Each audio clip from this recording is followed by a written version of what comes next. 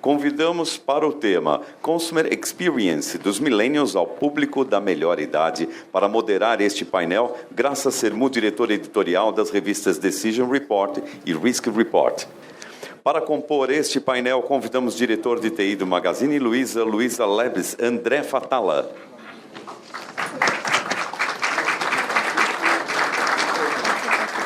O Country Manager do Groupon Brasil, João Pedro Serra.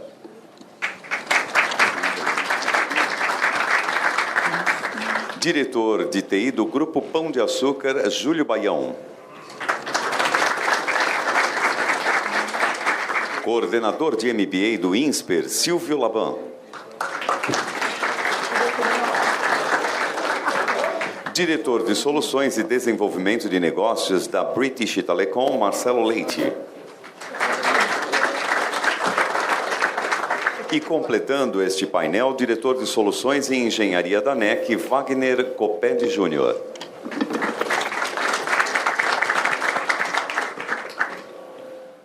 Com a palavra, então, moderadora desse painel, Graça Sermu, a todos um bom painel. Obrigada. Bem, obrigada a vocês por continuarem. Todos são bastante obedientes, né? Pedi para todos continuarem comigo aqui ao longo do dia e vejo que a maioria está aqui. Os painéis realmente estão sendo muito interessantes. No Varejo Sem Fronteiras, a gente procurou discutir mais a questão da multicanalidade, omnichannel, a maturidade desse processo no Brasil em comparação com o exterior. Depois a gente acabou falando um pouquinho sobre como isso tem se dado dentro das organizações, os conflitos que existem entre negócios e TI na hora de implementar esses modelos e o quanto realmente a área de TI se sente pressionada ou não em relação a isso. Foi uma discussão mais focada nesse aspecto. Aqui a gente vai olhar para o consumidor nesse painel. Tentar entender um pouquinho que consumidor é esse que a gente fala tanto, que importância ele tem hoje, como que ele mudou, como ele evoluiu ao longo desse tempo, nesse contexto de transformação digital, qual é o papel que ele ocupa na agenda de todos e, principalmente, depois tentar entender um pouquinho o quanto isso se torna também uma agenda relevante para quem está no modelo de transformação ou, enfim, quem está na área de TI e está lidando com isso.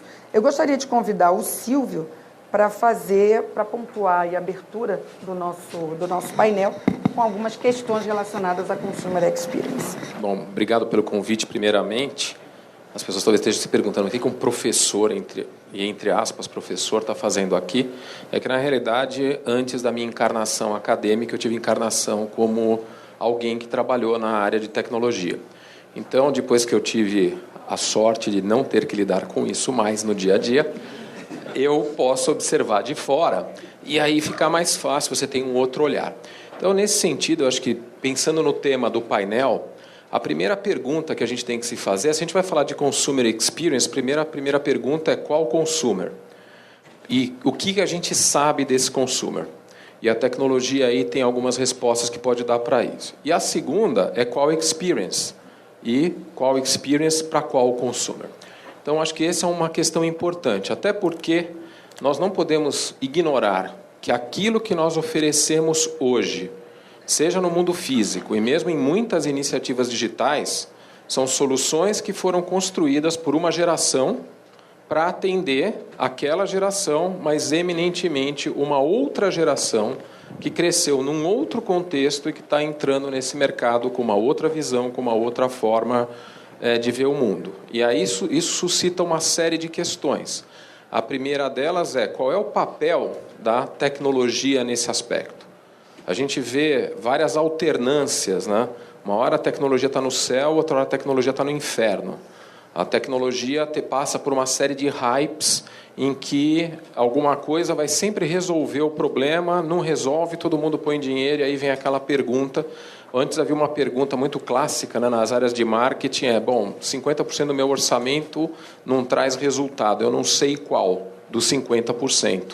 O problema é que na área de tecnologia, para muitas organizações, esse número não necessariamente é 50%. Muitas pessoas questionam o valor de tecnologia, etc, etc. Então, quando a gente vive nesse mundo onde as experiências começam a ser cada vez mais mediadas por elementos digitais, aí acho que é importante refletir sobre essas questões. Então, aqui tem várias empresas representadas que acho que vão poder contribuir com uma visão de quem são esses consumidores, de que experiência é essa e como as organizações têm que estar preparadas por isso, não só as organizações de TI, como o TI tem que responder a isso, dado esse contexto histórico, sem esquecer de que a gente fala muito de transformação digital e de mudar coisas na experiência do consumidor, mas principalmente nos aspectos físicos, tem parte da experiência do consumidor que é influenciada por uma boa execução de TI na retaguarda, garantindo os processos básicos. Acho que era isso para começar.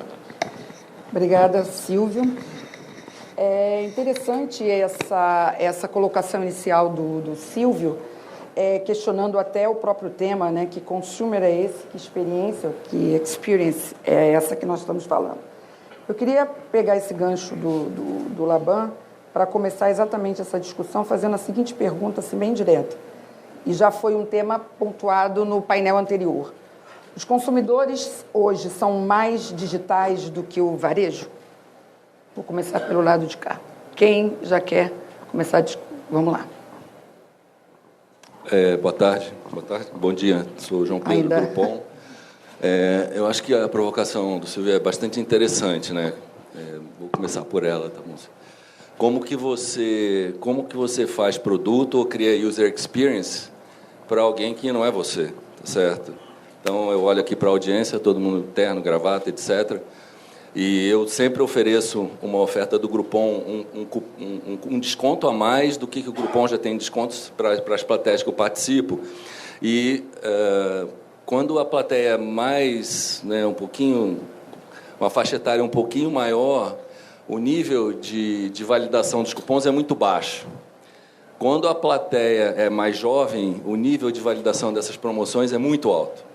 Então, isso já indica alguma coisa com respeito à provocação do Silvio. E no Groupon, eu sinto, é uma empresa mundial, uma empresa que tem ação negociada em bolsa, está em mais de 40 países, etc. E eu sinto que lá tem um problema. Lá tem um problema.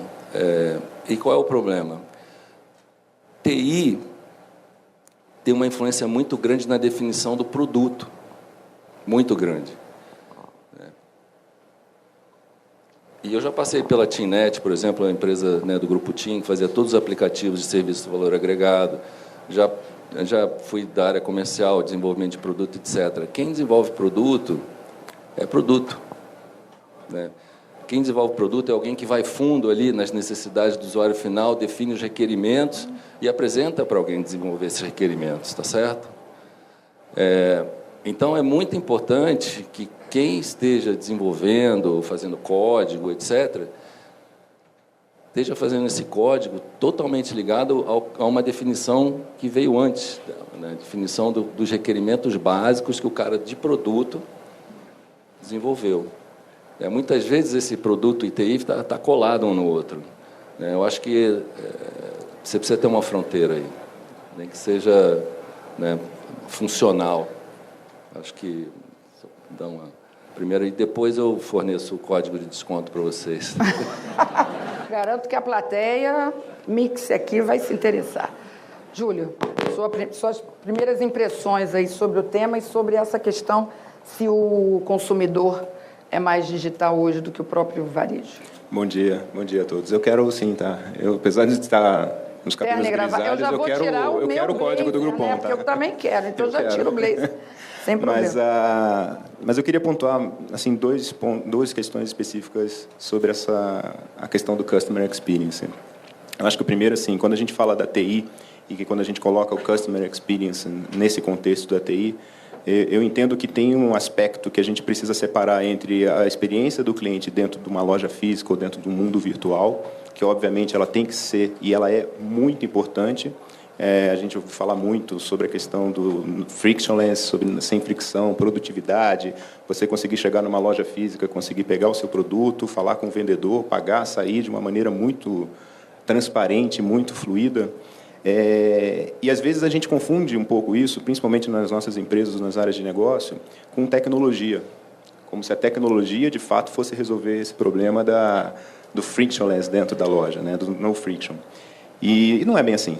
A gente tem empresas que trabalham varejo, que trabalham muito bem essa questão da fluidez dentro da loja, sem necessariamente você ter que colocar beacons Wi-Fi, um monte de outras coisas lá dentro. Então, a experiência do cliente ela é importante, mas não necessariamente ela é completamente solucionada com tecnologia em si dentro da loja. Acho que esse é um ponto para a gente tentar debater. O segundo é que essa experiência do cliente, o segundo ponto, é que ela não necessariamente ela começa no contato com o varejista. Ela tem que começar com os insights o que os insights desse contato geram para o varejista, de tal forma que ele consiga entender, conhecer e levar para o consumidor a experiência mais adequada para cada um deles, para cada uma das pessoas. O Silvio falou bem sobre a questão lá, que cliente que a gente está falando, né? Ou seja, cada uma das empresas aqui tem as suas específicas dificuldades, necessidades, desafios, e os nossos clientes, obviamente, eles são um pouco diferentes, correto? E a gente precisa criar a melhor experiência para cada um dos clientes dentro das nossas empresas. Então, conhecer esse cliente é muito fundamental. E o desafio maior é que a gente conhece cada vez menos na medida em que os clientes e o consumidor, ele muda, ele tem necessidades muito diferentes daquelas que a gente tinha de conhecimento no passado. As empresas tradicionais, analógicas, nós analógicos, temos uma dificuldade ainda muito grande de conseguir entender os milênios e conseguir traduzir essa necessidade dos milênios com o nosso contato naquilo que eles realmente precisam. E ainda somos alguns privilegiados, porque nós somos uns analógicos híbridos, não somos puramente analógicos. Imaginam empresas que estão, ou pessoas, vamos dizer assim, que têm a missão de fazer esse tipo de experiência para o cliente mais fluida e não têm ainda esse tipo de capacidade, know-how, conhecimento para conseguir traduzir isso. Então, assim, só resumindo os dois aspectos que eu queria comentar a tecnologia em si talvez não seja, na minha visão, um fator fundamental para gerar a melhor experiência possível que um cliente tem que ter com o varejista. E essa experiência ela tem que partir, de fato, num primeiro momento, do conhecimento do cliente, do que o cliente quer, para depois a gente ter a abordagem e o relacionamento mais correto. Ok, Júlio, obrigada. André, hoje você, além de fazer parte de uma geração, né, que está no centro aí das atenções, enfim, você está participando também de um projeto que é o Labs, né? Eu queria saber, antes até de discutir outros aspectos, essa questão que está sendo pontuada aqui, de avaliar o quanto esse consumidor é digital e o quanto é possível conhecer nos projetos que vocês estão implementando no modelo de inovação, quanto que isso é desafiador, como é que você vê essa questão, quanto vocês levam em conta essa questão do perfil do consumidor, do nível de digitalização dele nos projetos de inovação? Tá, bom dia para todo mundo. Rapidamente falando sobre o Labs, só para dar um contexto para vocês, o Luiza Labs hoje é responsável pelo desenvolvimento dos canais de venda do Magazine Luiza. É um time de 100 desenvolvedores, 110 desenvolvedores que fazem tudo isso in-house. Isso nasceu depois de 2 anos e meio, onde esse time, um time muito menor, chegou no máximo de 5 pessoas, trabalhou com pesquisa e desenvolvimento. A ideia era trabalhar com novas tecnologias e ver os benefícios dela para o Magazine Luiza na construção de novos produtos para a empresa. Depois desse tempo, foi quando a gente recebeu essa responsabilidade de começar a evoluir também os canais de venda. E por que disso, né? Vem muito da parte de colocar um time nativo digital para trabalhar na transformação do que era o mundo físico. Basicamente, foi essa a decisão da empresa. Então, a maneira de como a gente enxerga, como a gente sempre trabalhou, principalmente com e-commerce e tudo mais, traz um jeito diferente de pensar em como solucionar os problemas do mundo físico. Eu acho que uma frase que eu li um tempo atrás que faz muito sentido de colocar para vocês o digital não vai matar o mundo físico, ele vai transformar o mundo físico. É isso que vai acontecer, basicamente. Então, a gente utiliza a tecnologia como meio para solucionar problemas que a gente enxerga no mundo físico. E aí vem o que o professor colocou. Como que a gente enxerga? Primeiro, o que eu poderia passar para vocês é dados. Se a gente não tiver dado, não tem como você ficar saindo, atirando para todos os lados, fazendo investimentos gigantescos em algo que você não faz a mínima ideia do que vai trazer de retorno. Então, a gente primeiro tenta entender quem que é esse cliente. Foi por isso que a gente fez vários movimentos em levar todo aquele entendimento de métrica que existe no mundo online para o mundo físico. Quem é esse cara, quantas vezes ele vai na loja, em que loja que ele vai, quais produtos eles vêm lá. Outro ponto que o professor colocou, ele já estava pesquisando na web antes de ir para a loja? Quais eram as categorias que ele estava fazendo isso? Então, esse entendimento que a gente começou a ter do qual era a experiência, não era a experiência dele, mas qual era o comportamento dele, ajudaram a gente a fazer influências na experiência dele no mundo físico.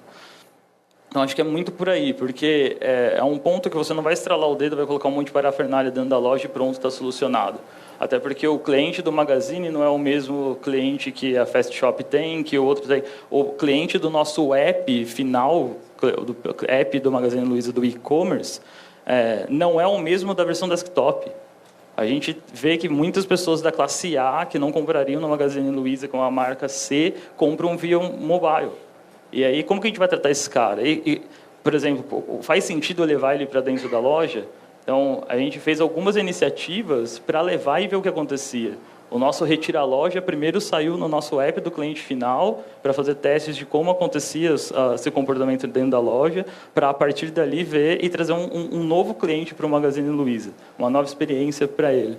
Então, para a gente olha os dados, vê o que eles estão dizendo, começa a fazer algumas iniciativas de experimentação e aí você vai direcionando para onde você precisa. Não tenta pensar, daqui 5 anos eu quero estar exatamente em tal lugar e é isso daqui que eu vou fazer. A gente aprendeu isso muito no digital. Não adianta você fazer planejamento de 3 anos, é muito longo prazo para o mundo digital. Então, a gente quebra nossas metas de digital em trimestre, porque isso muda muito, é muito mais ágil. E a gente está tentando levar a mesma coisa para a loja. Ok, André, interessante a sua contribuição. Eu vou passar para esse lado, antes de pedir para o Laban comentar já alguns aspectos que foram levantados, eu gostaria de ouvir vocês em relação a 2 questões. O Jesus colocou um ponto aqui, que eu até registrei, de que o conhecimento, né, do consumidor, ou essa consumer experience, ela começa antes da tecnologia. Acho esse ponto importante ser comentado. E, ao mesmo tempo, já, né, começando aqui a trazer as perguntas da nossa plateia virtual, que já está colaborando aqui comigo, já está aqui na plataforma, uma pergunta que já me chamou a atenção: as soluções são geralmente oferecidas por fornecedores tidos como os mais tradicionais, mas, na verdade, elas atendem à demanda desses novos usuários. Então, eles estão querendo, de certa forma, saber de vocês se um desafio que também é enfrentado pela área usuária, dos milênios com a melhor idade, quando vocês estão oferecendo soluções para o mercado, que consumidor vocês estão olhando e como é que vocês conseguem atender uma demanda como essa da área usuária? Bom dia a todos. Eu acho que o desafio tecnológico dentro dessa área de retail, ele é muito grande, porque o ecossistema de tecnologias que você tem disponíveis hoje em dia para atender a essa digitalização da loja física, ele é imenso. Tá? Você tem soluções com diversos fabricantes, com diversas capacidades, que, no fundo, você precisa integrar. Mas eu acho que não existe um domínio tão grande se você olhar, por exemplo, nas soluções de tecnologia de comunicação. Tá? Então, a habilidade hoje de fornecer uma tecnologia, de fazer essa digitalização, está na tua capacidade de integrar diferentes soluções que atendam aquele consumidor específico. Porque, no fundo, quem identifica o consumidor não somos nós. Quem conhece o cliente, seu cliente, é o varejista, é o dono do negócio. Tá? E ele precisa saber como que ele vai elevar a experiência digital para esse cliente, atacando as características desse cliente. Por exemplo, uma loja de alta grife pode querer fazer, na loja física, todo o atendimento personalizado, colocando a pessoa vestida com um vestido que ela gosta que ela tem a característica dela, porque ela já conhece esse cliente de antemão. Tá? Você pode criar uma experiência de usuário nessa loja olhando para o perfil desse cliente. Agora, outros varejos preferem tratar com self-service. Tá? Preferem que o cliente na loja física vá lá e ele próprio crie, olhe, pesquise a disponibilidade de produtos, veja a disponibilidade de estoque, veja se tem a cor que ele gosta do produto que ele quer, com o sabor que ele gostaria de comprar naquele momento.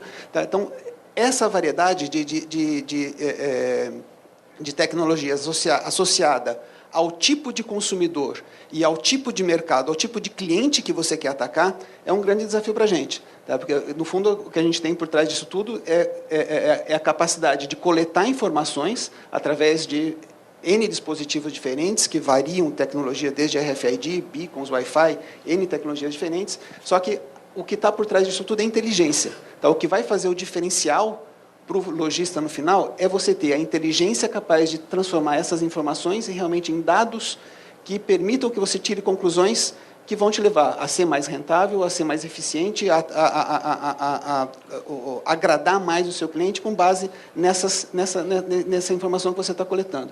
Tá? Então, a capacidade de integração é um grande diferencial, tá? É o que a gente precisa levar, de acordo com o mercado a ser atacado, mas o ponto de concentração e de convergência que vai fazer isso ser diferente para o lojista é a inteligência que você traz por trás disso tudo. É o analytics que a gente vai poder entregar, tá? com dado, com informação, né? Não só com dado, mas com informação para ser consumida e transformada em negócios. Obrigada. Wagner. Olá, bom dia a todos. Bom, no painel a gente está falando de millennials e também de melhor idade, ou os baby boomers, né? A NEC nós trabalhamos muito com conveniência, que a gente acredita que conveniência, esses dois tipos de consumidor estão buscando, né? Conveniência, que a gente trabalha desde o Japão, nos Estados Unidos, com mais de 115 mil lojas, em surpreender o cliente. Surpreender em qual sentido? Que ele quer entrar na loja e quer fazer uma compra em menos de 5 minutos. Uma outra, de surpreender, de já conhecer o cliente. Então, de uma maneira não invasiva, para facilitar até a eficiência da loja, obviamente, os clientes hoje participam de programas, né, de fidelidade, etc. A gente também leva essa experiência na frente do caixa, que é reconhecendo o cliente, evitando que ele perca tempo, colocando, por exemplo, o número de fidelidade, né? Isso, quando a gente vai para a eficiência da loja, que a gente falou aqui dos produtos, né, identificar o perfil de consumo. Né? O perfil de consumo de ontem não é o perfil de consumo de hoje ou de amanhã. A gente tem vários tipos de dados que devem ser analisados, né, como o colega da Magazine Luiza colocou. Né? Uma vez que você tem o dado, você consegue projetar baseado em informações, né, de analíticos, né, que a gente coloca o consumo de ontem, a previsão do tempo, que tem um impacto muito grande em lojas de proximidade, de conveniência. Né? Se chove muito, o pessoal não vai na loja. Né? Se o próximo final de semana for um final de semana com muito sol, obviamente tem que se planejar comprar mais cerveja, mais carne. Né? E evitar, então, evitando o stockout e evitar também que a gente perca, que o varejista perca, né, dinheiro com produtos perecíveis. Né? Isso, quanto mais dado você tem, mais você consegue trabalhar em mercados que têm uma densidade muito grande, como em Tóquio, né, em outras capitais. Eles têm um grande problema com produtos perecíveis, né, porque conveniência está em todo lugar, não é uma loja de última milha, é uma loja de últimos metros, né, centenas de metros, e o sushi, que eles compram na bandejinha, né, é ultramente perecível. Né. Eu morei lá há 5 anos, né, e o preço do sushi vai variando conforme o dia. Então, está num sistema, ele sabe, na loja de proximidade, quanto que ele tem, e durante o dia, automaticamente vai mudando o preço. Chega até o ponto de 1 hora antes de ele perder a validade, está comprando o produto só pagando 15% ou 20% do preço dele. Tipo varejista, se ele não vender, ele vai perder o produto. Né? Mas eu acho que esses dois perfis que a gente está conversando hoje, eles procuram realmente eficiência, rapidez e ter produto, né? Porque se não tiver produto, realmente ele vai procurar outros meios. Em termos de digitalização, eles são todos preparados para comprar nos 6 canais, né, que a gente fala hoje. Né? Experiências também que a gente vê na Europa, até porque lá a mão de obra é muito cara, né? A gente tem o online para o offline, né? As pessoas compram lá na Itália, na França e outros países, compram online no smartphone e já pegam um carro ou saem para fazer o pick-up na loja. Né? Aqui a gente está um pouquinho diferente, né? O online para online, a gente acha que é um caminho, né, tem muito caminho, mas também em termos de urgência, né, você não quer esperar que você sabe que o entregador vai demorar muito tempo para entregar, o online e o offline também começa a fazer sentido para a gente nas principais capitais. E, obviamente, tecnologia, né, vai suportar muito o processo. Né?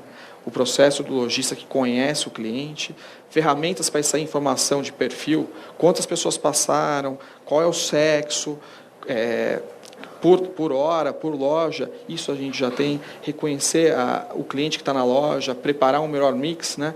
Isso a tecnologia já fornece, né? E pode ajudar aí os varejistas. Ok, depois dessa primeira rodada, nós temos a oportunidade de vocês enviarem perguntas. Se vocês quiserem, é só levantar. Nós temos a equipe que vai levar até vocês. Vocês podem mandar pela plataforma, se estiverem me acompanhando pelo celular, ou nós temos aqui o bom e velho método do papel e da caneta que vocês podem me enviar. Eu não abro o microfone para a gente tentar, senão os senhores do tempo ali depois vão puxar a minha orelha. E vocês que estão me acompanhando pela internet também já enviaram algumas, estão aqui comigo. Na medida do possível, a gente vai conduzindo aqui o nosso debate. Já temos aqui alguns temas interessantes. Silvio, vou convocá-lo para duas questões, até porque, embora o objetivo aqui não seja, né, avaliar especificamente isso, aquela pergunta que eu fiz no início, se os consumidores são mais digitais do que o varejo, de certa forma foi corroborada aqui por uma outra pergunta que veio da plateia virtual. Em quanto tempo vocês acham que o varejo vai conseguir atender aos diferentes perfis de público, dos milênios à melhor idade, ou se isso, na verdade, é um processo em constante mutação? Bom, eu acho que tem alguns aspectos importantes também que foram comentados na rodada anterior que eu vou elaborar depois, rapidamente, depois que responder a tua pergunta. Obviamente, quanto tempo vai demorar? Primeiro, que qualquer solução de disrupção instantânea normalmente traz um conjunto de riscos importantes. Então, eu quero pegar até o exemplo do Luiz Alebes que está sendo colocado aqui. Começa com 5, você mencionou que são 110 pessoas hoje envolvidas. É um processo de aprendizagem, de construção, onde tem erros e onde tem acertos. E acho que essa é a grande questão. E essa é uma grande questão para o varejo. O varejo precisa aprender a experimentar. E alguém vai falar assim, mas o varejo só experimenta. Mas experimenta sem controlar variáveis. E aí sai mudando tudo ao mesmo tempo, aí dá certo, você não sabe por que deu. Quando eles comentam que trazem o cliente de um tipo X para a loja, eles estão controlando outras variáveis para ver se o único efeito sobre esse comportamento é aquele desejado. Então, esse é um outro aspecto importante. O varejo precisa começar a trabalhar com experimentação de outra forma, uma outra lógica. Daí que a ideia dos Retail Labs, elas têm que se tomar um certo cuidado para que elas não fiquem muito embutidas nos aspectos tecnológicos. Muitas coisas podem ser experimentadas e que não necessariamente demandam tecnologia. Novas formas de mobilização de funcionários, novos layouts de loja, enfim, uma série de outros aspectos com a parte de experimentação e que isso vai trazer para a questão dos dados. Então, é um processo de aprendizagem contínua, porque daqui a pouco não serão os millennials, serão os não é nem X, agora vai ser o X1 alfa, sei lá o que vão inventar de nome para ficar sexy. Então, nós vamos ter outras gerações, e se a gente aprender a aprender com esse pessoal, no final do dia a gente não vai mais ficar falando de transformação digital, de disrupção, a gente vai estar falando da vida. A gente está falando de seguir as coisas, o fluxo natural das coisas. Eu fico um pouco assustado até quando a gente vê toda essa transformação digital e disrupção e etc. Espera aí, gente, vamos continuar. Veja, não estou advogando aqui para que não se faça ou se faça devagar. Até porque, e acho que esse exemplo do papel e da caneta que foi dado aqui é muito importante. Eu não sei, alguém aqui conhece um restaurante chamado Perequim? Ninguém conhece? Ninguém vai para Ubatuba? Ali na frente tem o Perequim. Por que eu estou falando do Perequim? Minha filha tem 19 anos, então eu tenho algumas experiências interessantes em casa com os nativos. Aí, quando ela era pequena, ela foi lá e preencheu um papel com cadastro. Desde então, todo dia, 28 de outubro, toco o telefone na minha casa e é alguém do restaurante parabenizando-a pelo aniversário. Ou eu recebo um voucher para voltar lá. Ele usou papel e caneta, a tecnologia que era adequada para ele. Então, nós precisamos também pensar um pouco, a tecnologia tem várias promessas, muitas das quais até hoje não cumpridas. Então, como é que nós conectamos a tecnologia adequada para o nosso público? Nós aprendemos com o uso dessa tecnologia, mas, sobretudo, nós trabalhamos com dados e fatos. E aí fica o convite. Façam uma reflexão, voltem para a sua empresa e olhem duas coisas. como é que é a qualidade dos dados da sua empresa e, segundo, como é que estão os processos. Porque esses pontos foram trazidos aqui e, normalmente, sem dados ou com poucos dados ou nenhum dados, fica a intuição, ok, pode dar certo ou pode não dar, e com processos não bem organizados, a tecnologia pode não trazer os resultados desejados e até trazer algum tipo de problema. E, de fato, a gente precisa estar preparado, porque o consumidor, hoje, de maneira geral, ele está mais digital do que o próprio varejo. De uma maneira geral. Porque a gente tenta olhar só os millennials, mas olha quanto... Eu tenho mais gente que eu vejo jogando Pokémon GO, que é da minha faixa etária, um pouco dos 30 para cima, do que a minha filha já largou. Eu só estou com 70 Pokémons, mas eu vou chegar no fim. Ela já largou. Queria fazer uma colocação. Excelente, excelente. A gente está...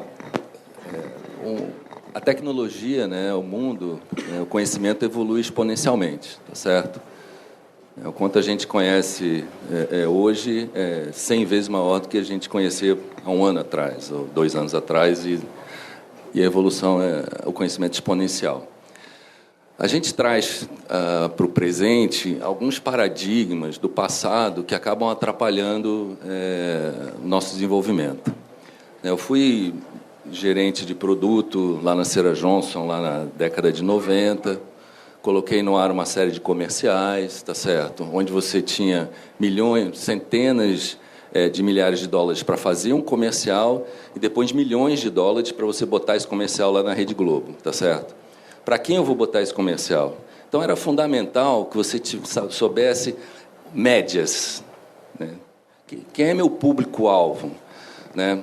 Homens, mulheres de 25 a 45 anos, urbanas, que vivem em lugar tal, que têm essas atitudes, que têm esse psicográfico, etc, etc, etc. Na era que a gente se encontra hoje, na era digital e do Big Data, onde você pode se comunicar com o indivíduo, né, trazer esses paradigmas acaba te tolindo bastante, né? Então, e eu gosto de citar esse exemplo quando a gente está falando, né, de millennials ou baby boomers. Eu também jogo Pokémon. Vamos, beleza. Depois do painel, e jogo por... Né, mas, só concluindo, né, essa abertura, quando a gente fala, como que eu vou preparar XYZ para millennials ou para baby boomers? Se você está no mundo físico, né, o paralelo vale. Eu vou ter que construir uma loja, essa loja vai atender a quem? Então, é um investimento grande, etc, etc. Se você está na internet, é 1 para 1, tá certo? E a comunicação do Groupon para cada indivíduo é diferente, tá certo? Vai depender da localização do cara, vai depender do dia da semana, vai depender do que ele buscou no Google nos últimos 30 dias, vai depender do que ele clicou no Facebook, vai depender de um monte de coisa, e eu monto uma comunicação para ele, eu monto uma loja para ele, tá certo? Então, eu não posso trabalhar com segmento, não tem como. Se eu trabalhar com segmento, eu mato todo o resto que não está dentro daquele segmento, e eu não posso matar ninguém, né? Então, eu acho que a ideia que eu quero deixar a gente está num mundo que é de 1 para 1. Tá certo? Se a gente for falar de média, vai perder valor.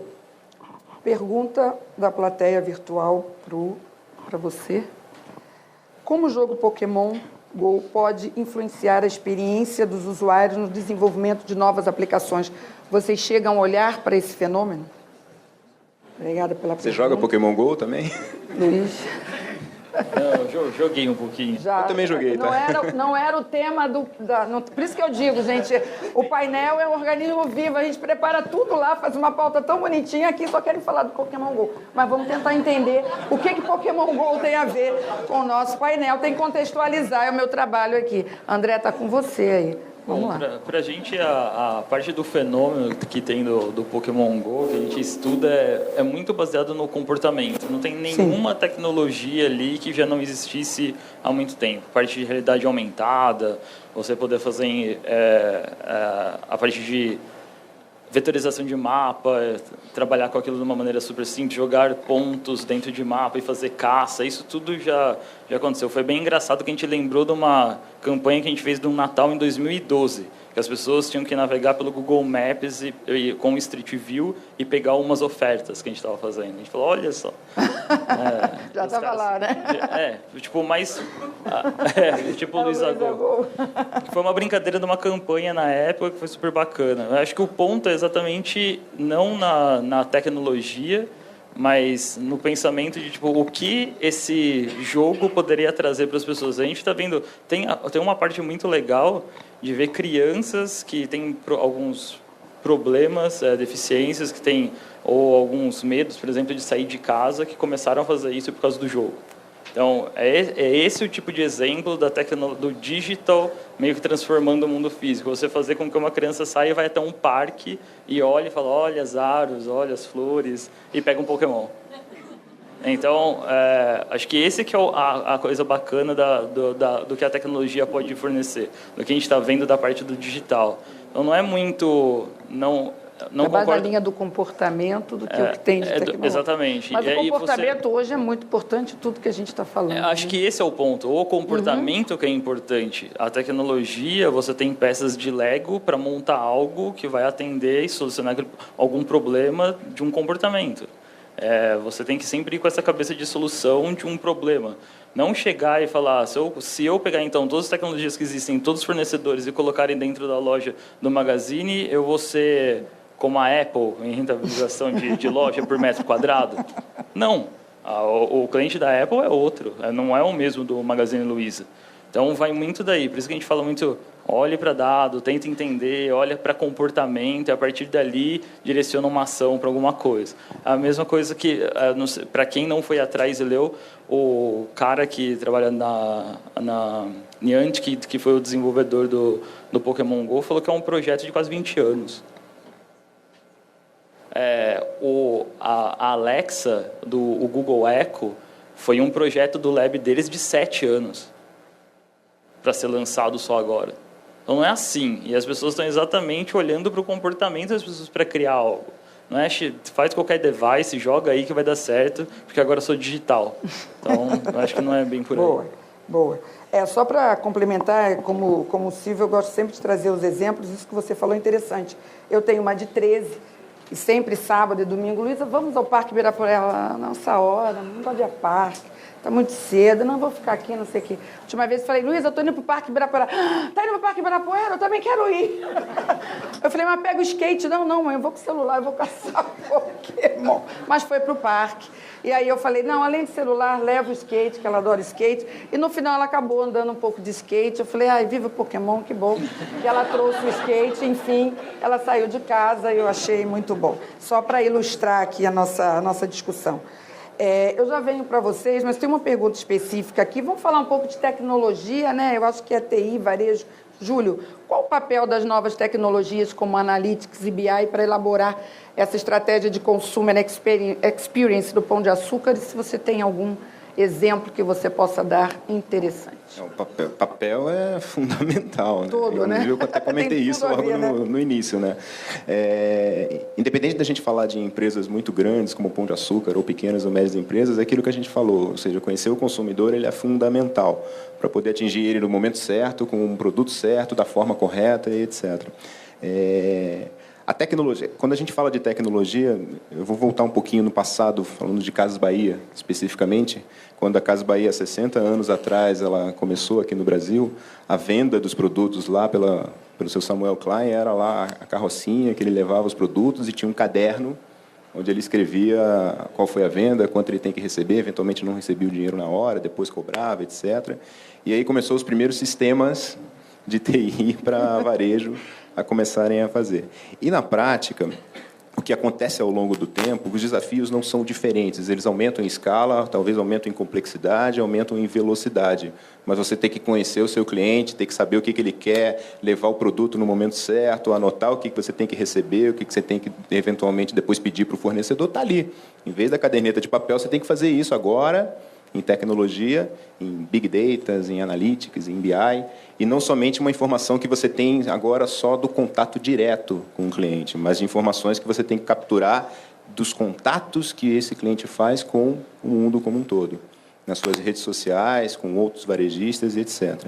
Então, a tecnologia, as áreas de TI, elas são cada vez mais desafiadas a conseguirem suportar esses volumes grandes de informação, a conseguirem gerar insights para as áreas de negócio que possam permitir eles, eventualmente, a fazer alguma coisa mais específica. Mas um ponto fundamental é que não é a solução de tudo. Não adianta, assim. A gente pode coletar todas as informações do mundo, ou de tudo que um consumidor tem, e colocar isso num grande Big Data, mas não vai ter tecnologia em que você aperte um botão e dê a resposta mágica para poder fazer o que tem que fazer com aquilo. Então, tem um momento certo para a gente fazer isso e, obviamente, tem uma inteligência de negócio que precisa ser trabalhada para que a ferramenta TI possa ser utilizada e possa ser, de fato, sensibilizar esse nosso consumidor.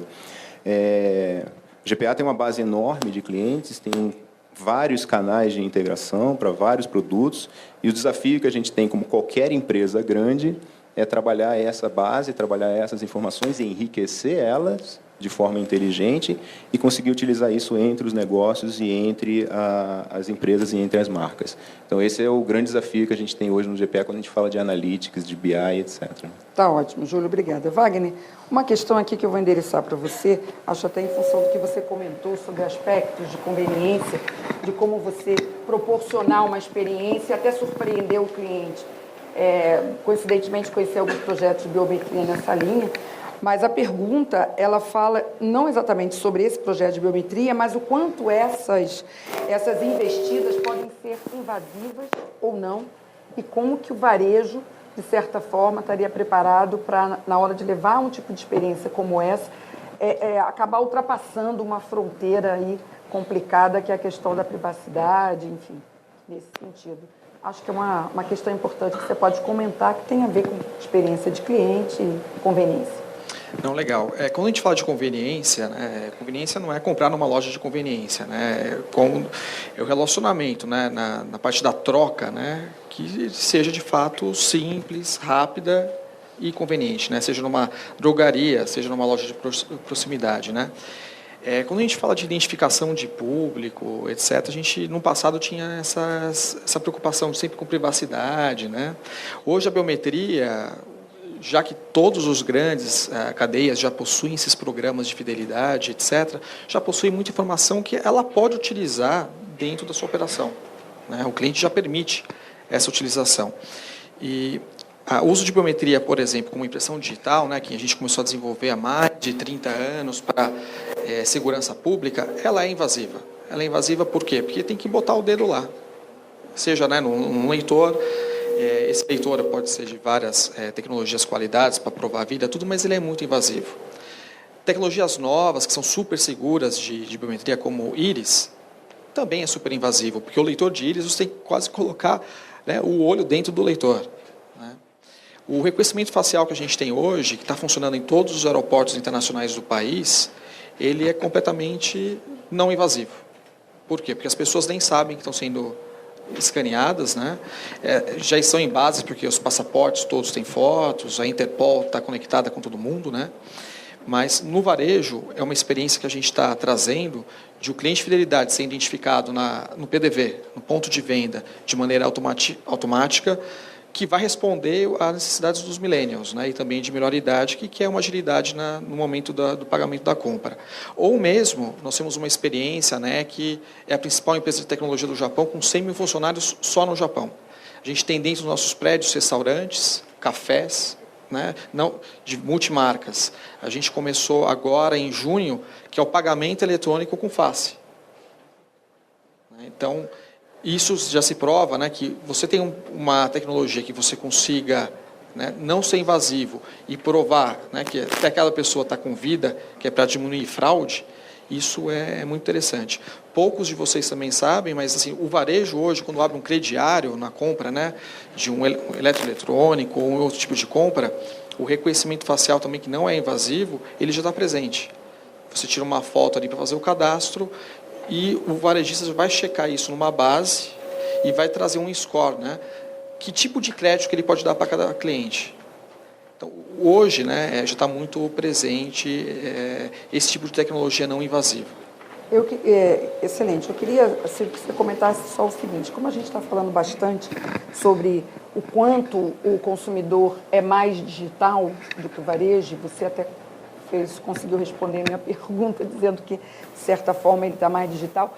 Nesse afã do varejo de conseguir melhorar essa experiência, você acha que existe um risco de ultrapassar alguma fronteira, errar na dose? O quanto que isso tem de risco ou não, na sua opinião, com tantas tecnologias diferenciadas aí que a gente tem acompanhado?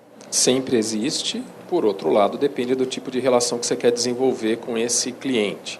Eu até acho que uma das questões de ser invasivo ou não é você saber o que está sendo coletado de você.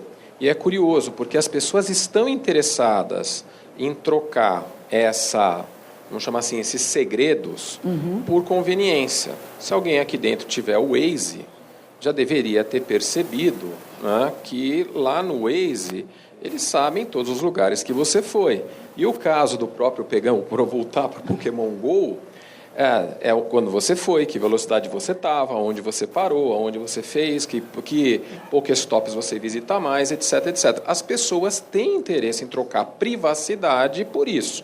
O risco é você não ter isso claro.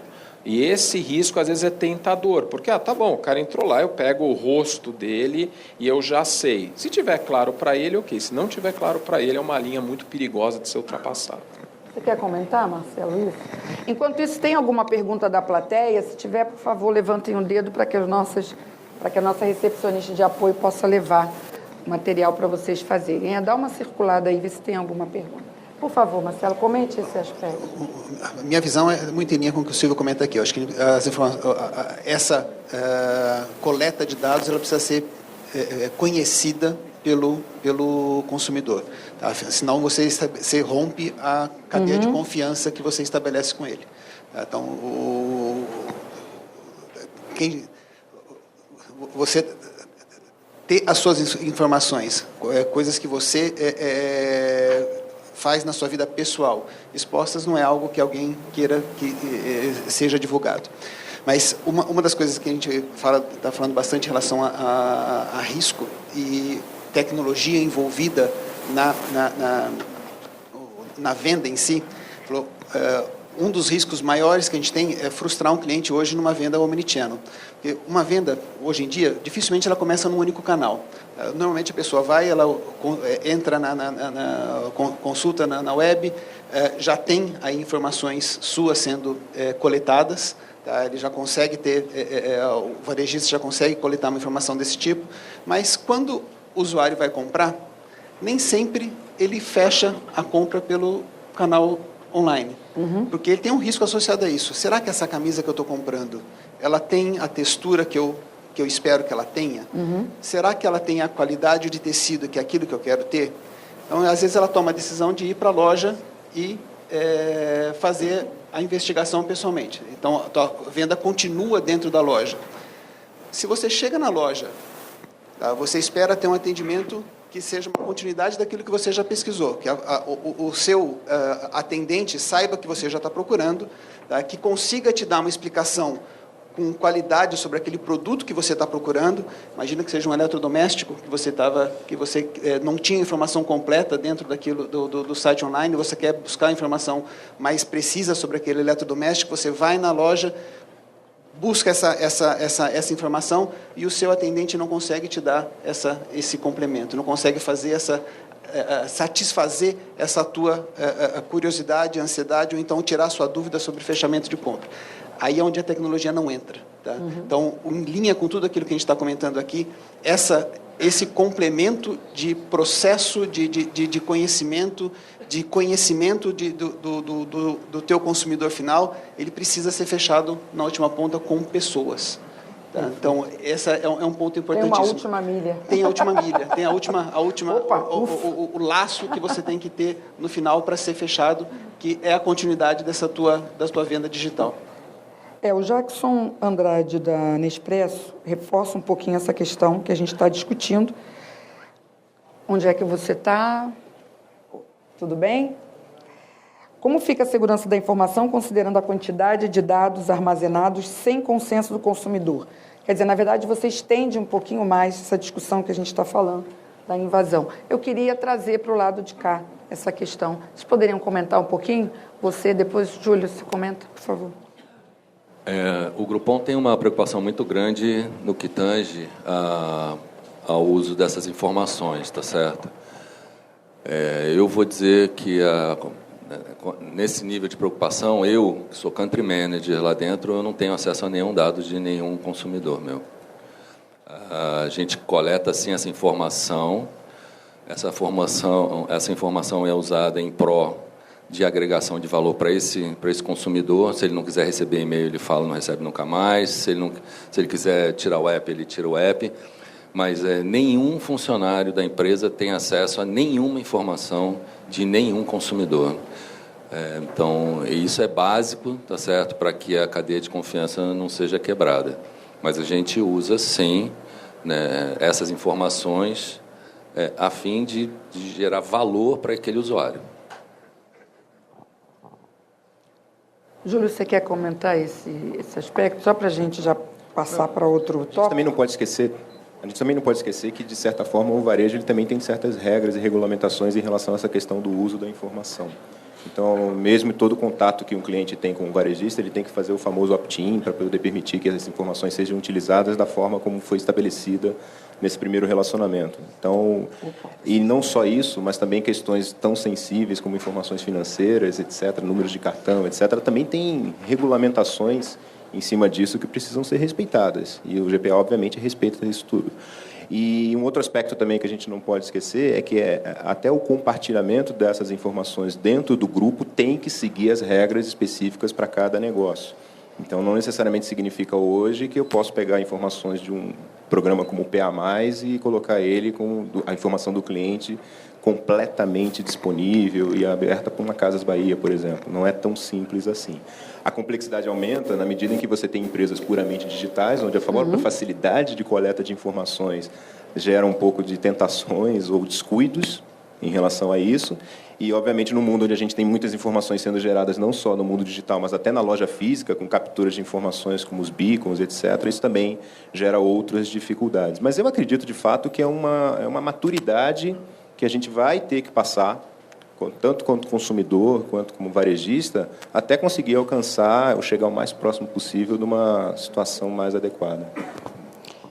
Mais uma pergunta, eu gostaria até de endereçar para você, Silvio. A gente está tendo uma plateia bastante presente esse ano no TI Varejo do Small and Medium Business, temos até aqui ao lado rodadas específicas para esse setor, então estou sempre procurando trazer perguntas dessa área. Como pequenos e médios varejos sem processos, sem base de dados, podem migrar para varejo digital? É possível? A tecnologia permite que a gente ganhe esse gap? Acho que esse é um ponto extremamente relevante, porque a gente sempre, quando pensa nas coisas grandiosas, né? E acho que o importante, eu sou da opinião que o exemplo que eu citei aqui, que é um exemplo real do restaurante, é uma solução grandiosa. Grandiosa, dadas as características daquele negócio. Então, a primeira pergunta que uma empresa que não tem necessariamente os mesmos acessos, os mesmos recursos, tem que se fazer é o que o meu cliente, seja ele quem for, o que eu posso acrescentar para ele por meio do digital. Eu posso chegar à conclusão, algumas pessoas podem achar meio chocante, que nada, em que eu tenho que investir no relacionamento, eu tenho que investir numa outra coisa, porque eu não vou ter condições de acompanhar o que um outro player está fazendo. Recentemente eu fiz uma viagem ao exterior e aí estava toda uma discussão sobre o que a Amazon está fazendo em termos de conveniência, com os dashes, com entregas do tipo XYZ, com Amazon Fresh, Prime, coisas do gênero.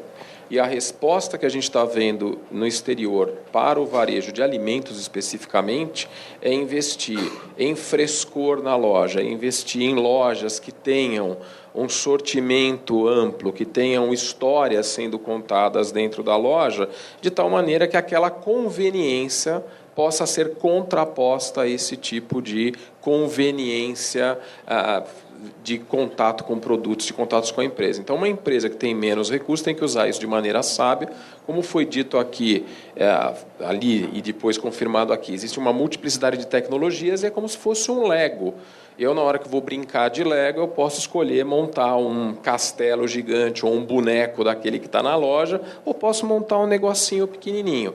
Agora, tenho que entender que isso tem a ver com o meu cliente, eu tenho que focar nele. Só queria acrescentar um ponto. Claro, por favor. O Júlio mencionou aqui que TI é ferramenta, tá certo? Se você tem um supermercado que não tem dado, não tem nada, esquece ferramenta, né?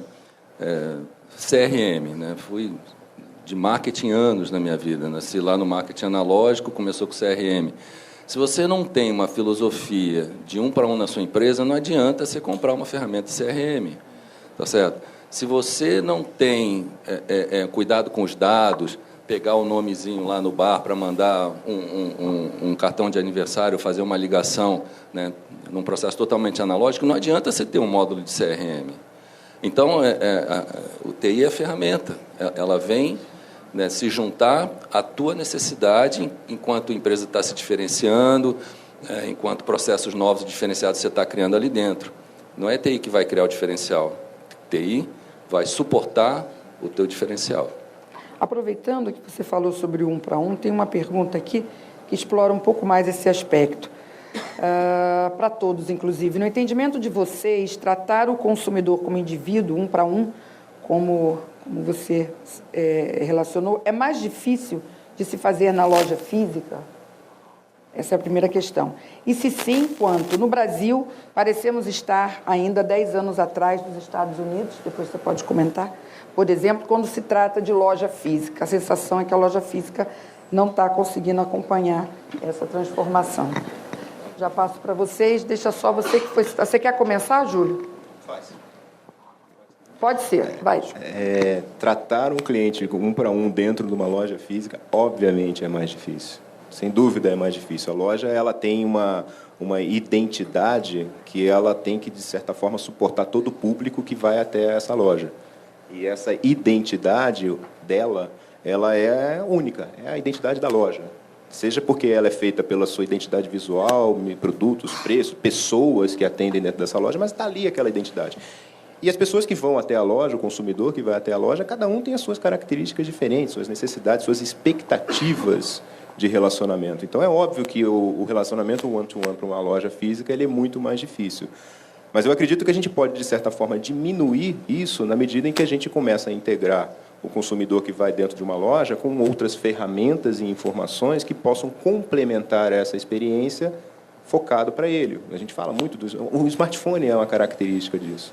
Se a gente conseguiu fazer com que o cliente, através, por exemplo, do seu smartphone, ou no futuro, quando a gente fala da internet das coisas, com dispositivos que vão interagir de uma maneira mais one-to-one para o cliente, se a gente conseguir fazer com que isso de fato aconteça quando o consumidor entra numa loja, a gente traz um pouco a loja física para dentro dessa experiência one-to-one, com toda a limitação que uma loja física tem para atender um público amplo, que nunca vai ser como um relacionamento direto do smartphone ou do website ou do que for, mas que a gente diminui esse gap e, obviamente, como o Silvio comentou, complementa isso com outras experiências e conveniências que um smartphone sozinho ou uma interação de e-commerce sozinha não conseguiria.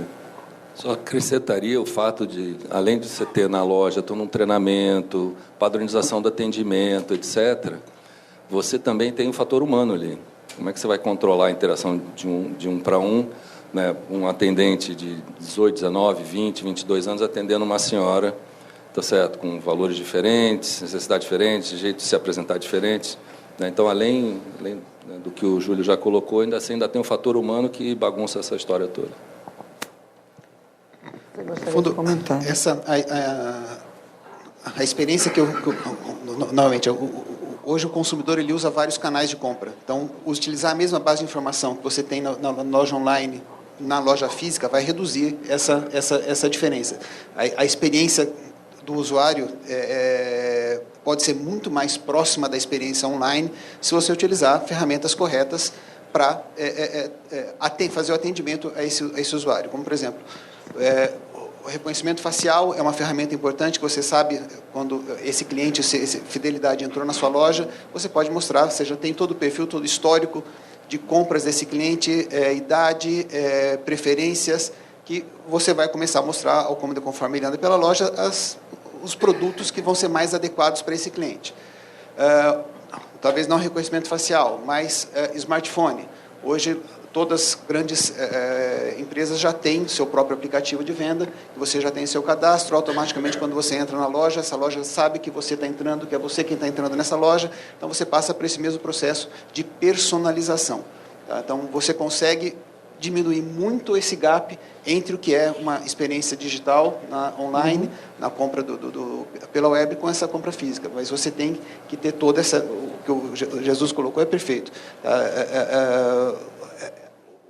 O atendente final precisa estar muito bem treinado e muito capacitado para ser um complemento dessa personalização.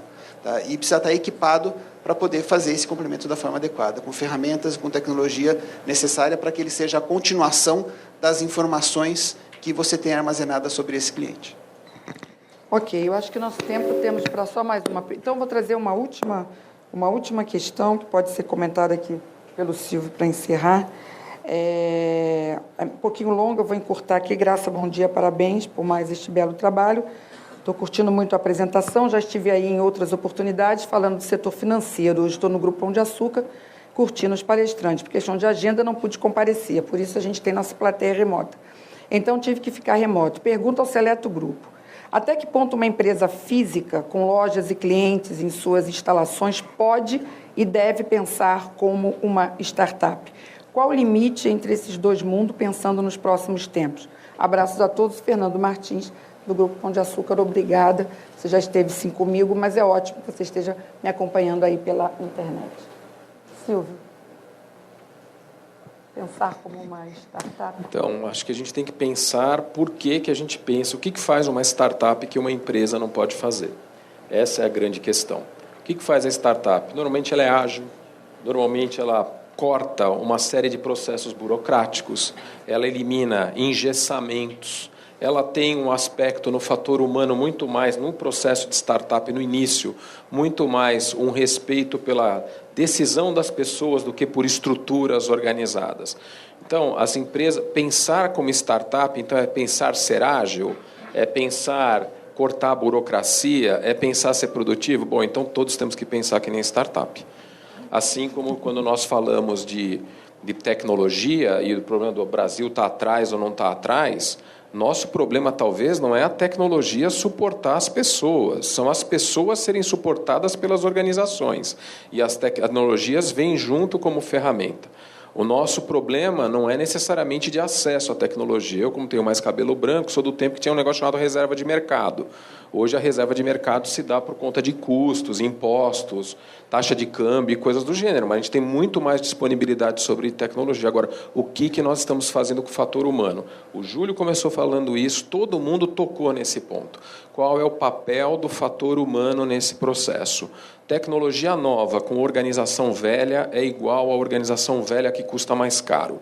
Ou a gente repensa o pacote, organização, pessoas, processo e a questão da estratégia, como foi bem pontuado, ou efetivamente a gente vai ficar a vida inteira discutindo por que a tecnologia não traz os benefícios que são prometidos nos PowerPoints e nos cases de sucesso, porque tem muito case de insucesso que a gente não fica sabendo.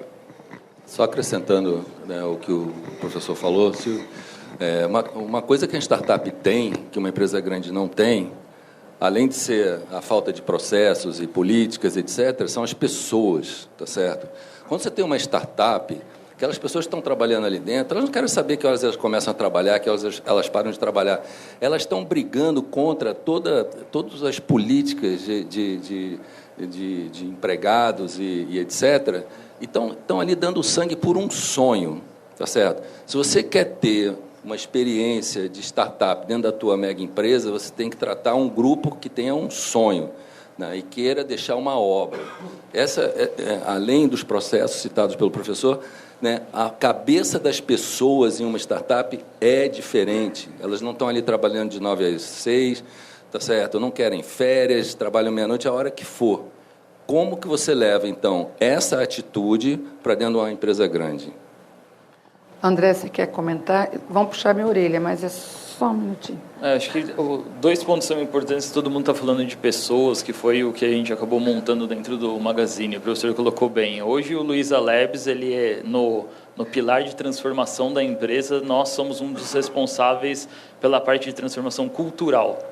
Então, o Lab não é utilizado só para ficar trabalhando com novas tecnologias. O Lab é utilizado para mostrar para uma empresa gigantesca com 18 mil funcionários algumas iniciativas que eles poderiam fazer que iria causar um impacto gigantesco em como as pessoas se movimentam e atuam para um propósito maior. Então, tudo lá é muito questionado e é feito primeiro dentro do Lab, a experimentação é feita dentro do Lab e depois levado para o Magazine Luiza. E a gente não é tipo uma área com um monte de gente chata que só reclama. A gente é uma área com um monte de gente chata que reclama e traz alguma solução e experimenta ela e vê se dá certo ou não. Então, acho que esse é o ponto que todos vocês que querem, acham que estão engessados, muito grandes, não conseguem movimentar, que eu sou um gigante, para eu dar um passo é muito difícil e demorado, você tem que começar a pensar em experimentação. Tem que começar a pensar em soluções mais simples, em MVP. Tipo, MVP de verdade. Tipo, coloca alguma coisa no ar que você tem vergonha do que está lá no ar, testa, vê qual que é o resultado daquilo e depois você começa a incrementar em cima daquilo lá. Porque não existe mais espaço para projeto de 1 ano, gente. Não existe. Esquece. Se alguém chegar a sentar para você e falar esse projeto leva 1 ano, está errado. Você vai jogar dinheiro fora. Então, essas coisas que tem que começar a entrar dentro do mundo de megacorporações, de enterprises, para que elas possam vivenciar o que as startups trazem, que tem muito de uma briga também de startup, que assim, eu quero quebrar o sistema, eu quero que não seja as coisas sejam mais assim, eu quero acabar com esse tipo de burocracia que existe. E se você fala, mas e segurança? A gente levou o Magazine inteiro, a parte do digital para a cloud em 2013, e a gente não perdeu nada em segurança, a gente ganhou em segurança. Então, esse tipo de coisa, sabe, acaba virando muita muleta para as pessoas. Mas a segurança. Mas eu não sei o que lá. E não faz nada, porque tem a segurança, tem não sei o que lá, tem não sei o que lá, e você não faz nada. Se os problemas estão lá, a gente tem que resolver de alguma maneira para poder evoluir. É esse que é o ponto. Por isso que o professor falou um negócio muito legal quando a gente estava conversando, que a transformação não é estralou o dedo, a revolução no outro dia mudou tudo. A gente vai aprendendo. Só que se você ficar parado e não experimenta, você vai ficar lá parado para sempre. E daí todo mundo vai te passar. E aí você vai olhar para a lista da Fortune dos 500 e o top 5 são empresas de tecnologia. Que entra num outro ponto que eu discordo um pouco de você, que é o time de tecnologia está lá sentado para receber uma demanda de produto e escrever código. Nós acreditamos numa outra coisa, que nós devemos montar times multidisciplinares e cada um com o seu skill ajudar na evolução de um produto. Foi isso que a gente trouxe de maior impacto para dentro do Magazine. Tipo, eu não estou aqui para escrever o código, eu estou aqui para entender o problema da empresa e, sabendo escrever código, ajudar nisso. E é um impacto muito grande em como muda a maneira de fazer as coisas. Tá ótimo. Olha, a gente continuaria, com certeza, quase 200 executivos e profissionais nos acompanhando pela internet. Obrigada pela audiência, obrigada a vocês que Deixa eu só passar a promoção, Graça. E uma salva de palmas. Opa! Tem a promoção para passar. Será que vai ter tempo para... Eu acho que... CIO 20. 20% de desconto a mais sobre qualquer oferta que já esteja lá. Ok. 20% também. CIO 20, entra no Groupon, groupon.com.br, baixa o app. Então, se tem um negócio lá com 20% de desconto, 20 mais 20 dá 40? Dá mais do que 40, né? Porque é composto. Então, quem quiser entrar, CIO 20, é um promo code especial, vale só até amanhã, às 11h59 da noite. Gente, palmas, né? Para nossos participantes, para vocês.